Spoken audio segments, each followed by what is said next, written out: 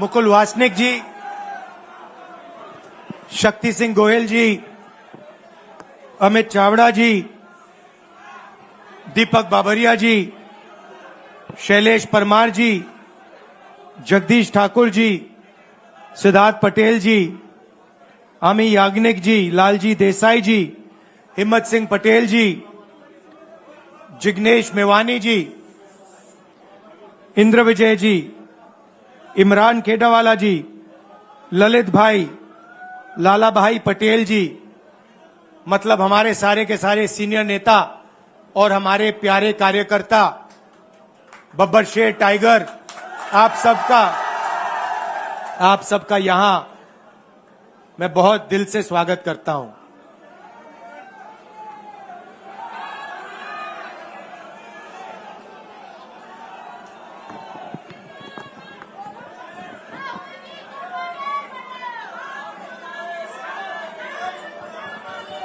Parliament house में आपने देखा होगा कि अजीब सी बात है,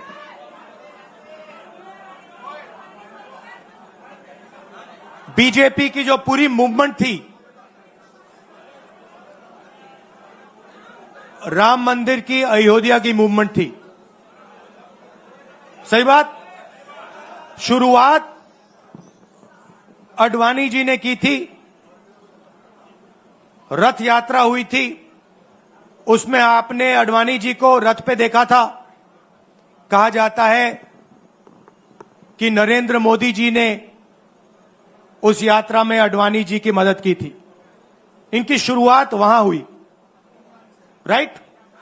ठीक है। रथ यात्रा चली और पार्लियामेंट में मैं सोच रहा था कि उन्होंने राम मंदिर का इनॉग्रेशन किया और राम मंदिर के इनॉग्रेशन में अदानी जी दिख गए, अंबानी जी दिख गए, मगर गरीब व्यक्ति वहां कोई नहीं दिखा। आपने देखा होगा, टीवी पे देखा आपने। अब उसका नतीजा बताता हूं। पार्लियामेंट में मैं यहां बैठता हूं, यहां पे अयोध्या के एमपी बैठते हैं। देखा आपने उनका चेहरा, इंडिया गठबंधन के हैं, है ना? मैंने उनसे पूछा कि भैया आप मुझे एक बात समझाओ, ये बीजेपी ने अपनी पूरी पॉलिटिक्स अयोध्या की पॉलिटिक्स थी। चुनाव के पहले इन्होंने राम मंदिर का इनॉग्रेशन किया, राम भगवान को पॉलिटिसाइज करने की कोशिश की, मीडिया में फैला दिया। मैंने उनसे पूछा भैया एक बात बताओ, ये हुआ क्या कि उन्होंने राम मंदिर का इनॉग्रेशन किया और इंडिया गठबंधन अयोध्या में चुनाव जीत गया, ये हुआ क्या? और मुझे जवाब उन्होंने दिया, मैं ये जवाब आपको देना चाहता हूं। उन्होंने कहा राहुल जी, मुझे पता लग गया था, तकरीबन 6 महीने पहले मुझे पता लग गया था कि मैं अयोध्या से लड़ूंगा, और जिस दिन मुझे पता लगा उस दिन मुझे यह भी मालूम था कि मैं सिर्फ लड़ूंगा नहीं, इंडिया गठबंधन अयोध्या से जीतने जा रहा है। मैंने कहा कि आपको कैसे मालूम? पूरी देश में, मीडिया में, सब जगह राम मंदिर का इनॉग्रेशन हुआ, तो आपको कैसे मालूम? उन्होंने कहा कि राहुल जी, जब मैं अयोध्या में लोगों से बात करता था तो मुझे अयोध्या के लोग सिर्फ 2-3 चीजें कहते थे। पहली बात कहते थे कि अयोध्या में मंदिर बनाने के लिए, क्लीन अप करने के लिए बहुत सारे लोगों से जमीन ली गई, बहुत सारे लोगों की दुकानें, घर तोड़े गए, और आज तक जिन लोगों के घर छीने गए, तोड़े गए, दुकानें तोड़ी गई, आज तक उनको नरेंद्र मोदी जी ने कॉम्पनसेशन नहीं दिया। पहली बात, जहां भी वो जाता था लोग उनसे कहते थे हमारी जमीन छीनी गई, सरकार ने हमें मुआवजा नहीं दिया। दूसरी बात, अयोध्या का इंटरनेशनल एयरपोर्ट बना, बड़ा एयरपोर्ट, जमीन किसकी गई? अयोध्या के किसानों की जमीन गई। आज तक उनको सही मुआवजा नहीं मिला। और तीसरी बात इन्होंने बताई मुझे, तीसरी बात राहुल जी, अयोध्या की जनता को बहुत गुस्सा आया जब उन्होंने देखा कि राम मंदिर के इनॉग्रेशन में अयोध्या का एक भी व्यक्ति नहीं था। यह कारण थे। मगर मैं आपको यह कहानी क्यों बता रहा हूं? क्योंकि जो मूवमेंट अडवाणी जी ने चालू की थी, उस मूवमेंट को, जिसका सेंटर अयोध्या था, उस मूवमेंट को इंडिया गठबंधन ने अयोध्या में हरा दिया है। बहुत बड़ी बात कह रहा हूं। मतलब इनका पूरा जो सेंटर था, वहां पे हमने, आप जैसे कार्यकर्ताओं ने, कांग्रेस पार्टी के कार्यकर्ताओं ने, और आप जाके पूछिए वहां पे, समाजवादी पार्टी के किसी भी नेता से पूछ लीजिए और वो आपको बताएगा कि कांग्रेस पार्टी का कार्यकर्ता बब्बर शेर जैसे हमारे साथ खड़ा हो गया था, 1 इंच पीछे नहीं हटा। तो अयोध्या में कांग्रेस पार्टी ने, इंडिया गठबंधन ने इनको हराया है। तो अगला स्टेप क्या है? अब इन्होंने क्या किया? अच्छा, अंदर की बात बताता हूं। अब यहां आया हूं, परिवार से बात हो रही, तो अंदर की इनसाइड ट्रैक बता देता हूं। इनसाइड ट्रैक है, उसी एमपी ने बताया, राहुल जी यहां पे 3 बार सर्वे हुआ था। नरेंद्र मोदी जी वाराणसी से नहीं लड़ना चाहते थे, नरेंद्र मोदी जी अयोध्या से लड़ना चाहते थे। उनके सर्वेयर आए, 3 बार आए, नरेंद्र मोदी जी आए, और सर्वेयर ने उनको कह दिया, नरेंद्र मोदी जी अगर आप अयोध्या से लड़ेंगे, आप अयोध्या में हारेंगे, आप अयोध्या में मत लड़िए, क्योंकि अगर आप लड़ गए, आपका राजनीतिक करियर अयोध्या में खत्म हो जाएगा। इसलिए अयोध्या से नहीं लड़े, वाराणसी से लड़े। और वाराणसी में हमने 1-2 छोटी गलती कर दी, नहीं तो वहां उनको निपट लेते। मतलब आप देखिए, अयोध्या में उन्हीं के लोगों ने उनसे कहा कि हारोगे, और काशी में कितने से जीते? 1 लाख वोट से जीते। मतलब जान बचा के निकले हैं। सच्चाई है। जैसे मैंने पार्लियामेंट हाउस में कहा, हमारा काम, ये जो लगा रखा है मैंने आज, ये जो चिन्ह लगा रखा है, इसको क्या कहते हैं? अभय मुद्रा कहते हैं। ये आपका चिन्ह है, इसको भूलो मत। आप आज वापस जाओगे, अलग अलग धर्म के लोग हो आप, हर धर्म में यह चिन्ह आपको दिखाई देगा। गुरु नानक जी की फोटो देखिए, महावीर की देखिए, बुद्धा की देखिए। इस्लाम में भी, जैसे मैंने पार्लियामेंट में कहा, दुआ मांगी जाती है, दोनों हाथ से ऐसे मांगी जाती है। आप शिव जी की फोटो देखिए, उसमें आपको यह दिखाई देगा। और इसका मतलब है डरो मत, डराओ मत। और मैं आपसे यहां कहने आया हूं, इन्होंने आपके ऑफिस पे, आपके कार्यकर्ताओं पर आक्रमण किया है। अब आपको डरना नहीं है, डराना नहीं है। इन्होंने हमारे ऑफिस पे धमकाकर, ऑफिस को तोड़कर हमें चैलेंज दिया है।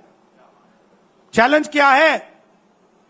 गुजरात के चुनाव में मैं आपको बता रहा हूं, हम सब मिलकर इनको गुजरात में हराने जा रहे हैं। जो हमने कहा, और लिख के ले लो, कांग्रेस पार्टी की जो आत्मा है वो गुजरात के चुनाव में लड़ेगी और नरेंद्र मोदी और बीजेपी को गुजरात में जैसे हमने अयोध्या में हराया है वैसे ही हम गुजरात में इनको हराने जा रहे हैं। कौन हराएगा?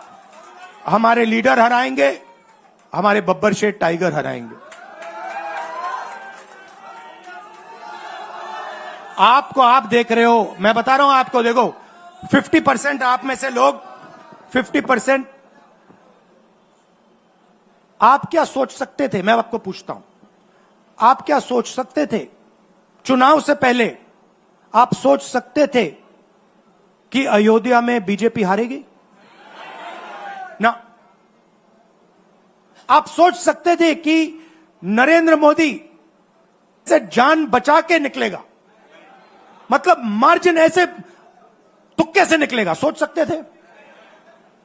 मैं आपको बता रहा हूं, जैसे ये अयोध्या में हारे वैसे यहां पे हारने जा रहे हैं।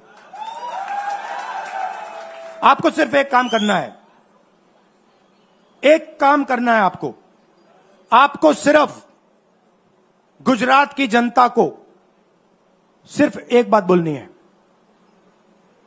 आपको डरना नहीं है।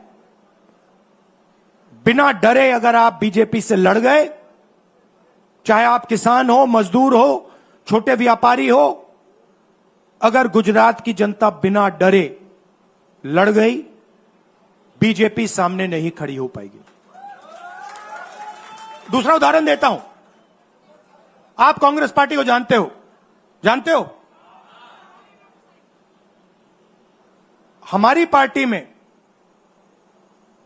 कोई डरता है? कैसे मालूम?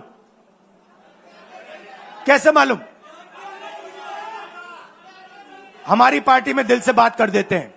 बड़ा सा बड़ा हो, राहुल गांधी हो, हमारे पार्टी के लोग कहते हैं राहुल गांधी, मुझसे कहते हैं, मेरे कमरे में आके कहते हैं, राहुल जी ये जो आपने किया हमें अच्छा नहीं लगा।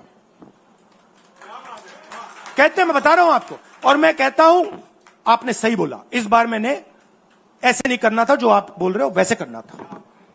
हम डरते नहीं है, ना हमारे कार्यकर्ता हमें बोलने से डरते हैं, ना हम अपनी कार्यकर्ता की बात सुनने से डरते हैं, ना हमारा कार्यकर्ता हमसे डरता है। अब देखिए, मैं आपको रियलिटी बता रहा हूं, बीजेपी में नरेंद्र मोदी बैठे हैं, उनकी पूरी टीम बैठी है उनके सामने।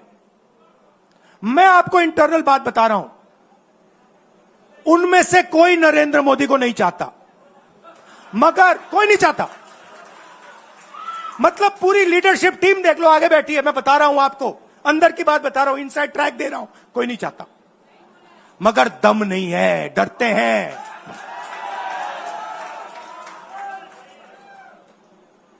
अगर नरेंद्र मोदी जैसा लीडर कांग्रेस पार्टी में होता, पूरी कांग्रेस पार्टी खड़े हो जाती, कहती है नहीं हम डरते नहीं है, हटो यहां से। मगर उनकी पार्टी में दम ही नहीं है, उनके कार्यकर्ताओं में दम नहीं है। आप देखो ना, एक आदमी खड़ा है वहां पे, सबकी हवा निकल गई। मतलब कार्यकर्ताओं की हवा निकल गई, आरएसएस की हवा निकल गई, सारे लीडर्स की हवा निकल गई। सच बोल रहा हूं ना। और हमारे मतलब छोटा कार्यकर्ता होता है, टाइगर होता है, आता है कांग्रेस प्रेसिडेंट के सामने, आता है राहुल गांधी के सामने, आता है, कहता है भैया मेरे दिल में ये बात है, आपको ना लगे मैं तो बोल रहा हूं। तो ये है कांग्रेस पार्टी। अंग्रेजों के साथ ये खड़े हो गए थे सारे के सारे आरएसएस वाले। हम लड़े थे, हमने कहा, देश से हमने कहा था डरो मत, डराओ मत, हमने कहा था। बीजेपी के लोगों ने हाथ जोड़ के कहा था भैया डर गए हम, जो करना है कर लो। तो आप अपनी हिस्ट्री समझो, जो डर की भावना होती है ना, वो आप में नहीं है, उनमें है। और इसी के कारण मैं आपको बता रहा हूं, कांग्रेस पार्टी गुजरात में जीतेगी और गुजरात से ही नई कांग्रेस पार्टी बनेगी। क्योंकि कांग्रेस पार्टी, मैं गहरी बात बोल रहा हूं, मैं ऐसी आलतू फालतू बात नहीं करता हूं। देखिए, कांग्रेस पार्टी बनी कहां थी? मतलब हमारे जो सबसे बड़े नेता थे, जिन्होंने रास्ता दिखाया था। आप क्या सोचते हो, जब यहां अंग्रेज राज करते थे, क्या डर नहीं था? गुजरात के व्यक्ति ने कहा था, महात्मा गांधी ने देश को कहा कि देखो, डरो मत, डराओ मत। और आग गुजरात से शुरू हुई थी। और आज अगर कांग्रेस पार्टी है, तो वो पार्टी, वो भावना, वो सोच गुजरात से शुरू हुई थी। इसीलिए जब इन्होंने हमारा ऑफिस तोड़ा, मैंने सोचा भैया मौका मिल गया, अब हम इनको सबक सिखाएंगे। जैसे इन्होंने हमारा ऑफिस तोड़ा, वैसे ही हम उनकी सरकार को तोड़ने जा रहे हैं। अच्छा, अब मैंने डरो मत की बात करी, मगर एक शिकायत भी है। एक शिकायत भी है। यह भी नहीं है कि कांग्रेस पार्टी गुजरात में कमियां नहीं है, ये कहना पड़ेगा, कहना पड़ेगा। कमी क्या है? एक कार्यकर्ता ने मुझे बहुत अच्छी तरह बताया, कांग्रेस पार्टी के कार्यकर्ता ने, राहुल जी, कहता है मुझे, राहुल जी, ये कांग्रेस पार्टी में एक मुश्किल है, दो तरीके के घोड़े होते हैं। एक रेस का घोड़ा होता है, दूसरा शादी का घोड़ा होता है। ये आप कभी कभी कांग्रेस पार्टी क्या करती है, रेस के घोड़े को शादी में भेज देती है और शादी के घोड़े को रेस में लगा देती है। तो उसने कहा ये आप बंद करा दीजिए, रेस के घोड़े को आप रेस दौड़ाइए और शादी के घोड़े को आप शादी में भेजिए। तो ये हमें गुजरात में करना है। जो रेस का घोड़ा है, जो तैयार है, दौड़ने के लिए तैयार है, उसको रेस में लगाना चाहिए। और जो हमारे शादी के घोड़े हैं, जो हैं, वो हैं, उनको हमें शादी में, बारात में नचा देना चाहिए। तो अब मेरा कहना है कि यह काम सीरियसली करना है। हम पिछले चुनाव में, आप भी जानते हो, मैं भी जानता हूं कि हम बीजेपी से पिछले चुनाव में नहीं लड़े थे, ठीक से नहीं लड़े थे। उससे पहले चुनाव में 2017 में हम 3 महीने कह लो, 4 महीने कह लो, 4 महीने 3 महीने हम लड़े और नतीजा आपने देखा। आपने देखा, गुजरात के सीनियर नेताओं ने मुझे बस में कहा, मैं बता रहा हूं आपको इनसाइड ट्रैक, मुझे बस में कहा कि राहुल जी, गुजरात में हमें 40 सीटें मिलेंगी। मैंने उनसे कहा 40 नहीं, हम चुनाव जीतने जा रहे हैं। और 16 सीट से हम चुनाव हारे। अब 3 साल है, 3 महीने में हम फिनिश लाइन तक पहुंच गए थे। 3 साल में हम फिनिश लाइन को, मतलब उधर पीछे छोड़ के निकल जाएंगे। मैं आपको यहां कह रहा हूं कि आप लोग गुजरात में कितने साल बाद, 30 साल हो गए, 30 साल हो गए। मैं आपको बता रहा हूं, मानो ना मानो, आप में से 50% अभी मान रहे हैं और 50% कह रहे नहीं भैया नहीं होगा। जो 50% मान रहे हैं, मैं आपसे बात कर रहा हूं। जो 50% मान रहे हैं, मैं आपसे बात कर रहा हूं। आप लड़ जाओ और ये बाकी 50% बैठे हैं, उनकी माइंड बदल दो, नैया पार हो जाएगी, सरकार बन जाएगी।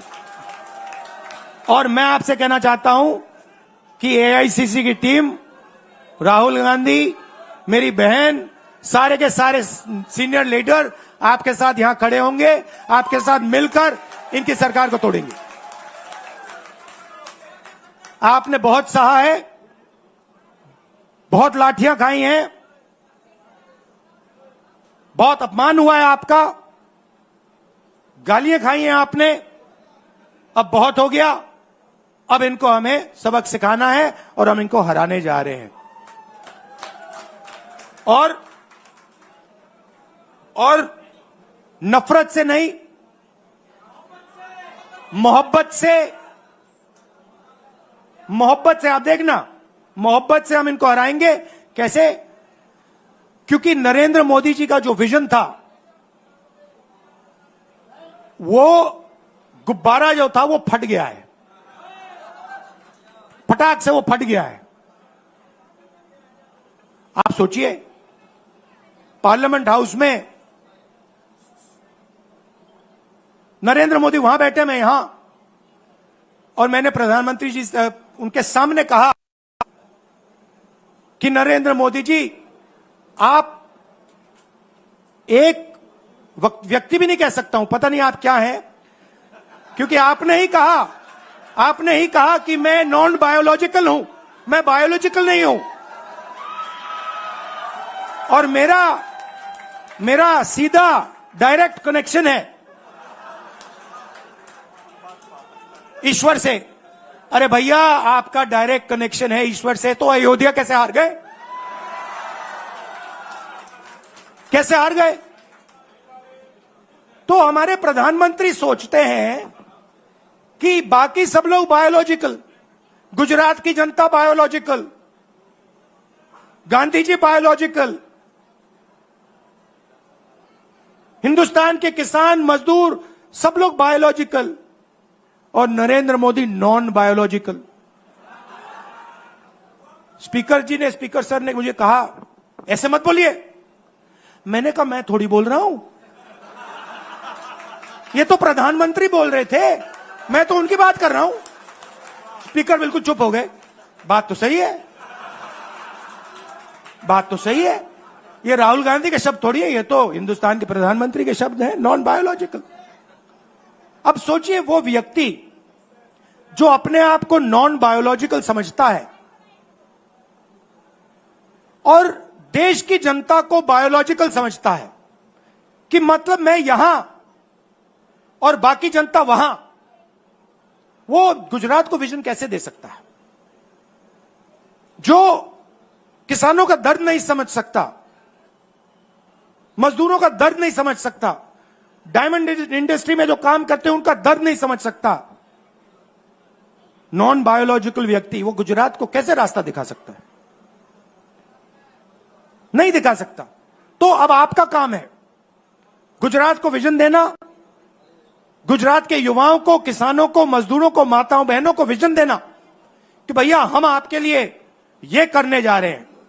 आपने हमारा मैनिफेस्टो देखा, हिला के रख दिया था बीजेपी को, आपने देखा? वैसा मैनिफेस्टो बनाना है गुजरात के लिए।